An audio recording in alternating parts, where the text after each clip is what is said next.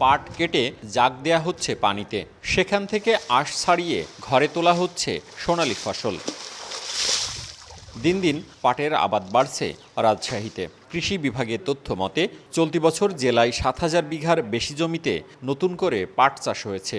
অর্থকরী এ ফসলের চাহিদা রয়েছে জেলার ৭টি জুট মিলে। কৃষকরা বলছেন, ফলন ও দাম ভালো হওয়ায় অনেকেই চাষে আগ্রহী হচ্ছেন।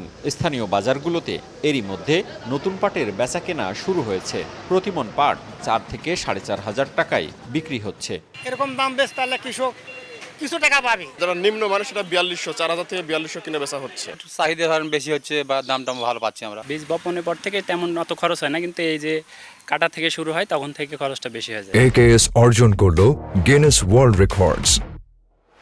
AKS কৃষি বিভাগ বলছে, পাটের আবাদ বাড়াতে চাষিদের সব ধরনের সহযোগিতা করা হচ্ছে।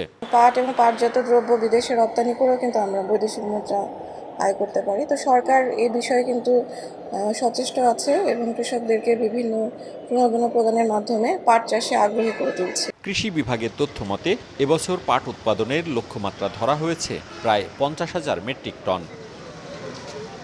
মওদুদ রানা, সময় সংবাদ, রাজশাহী।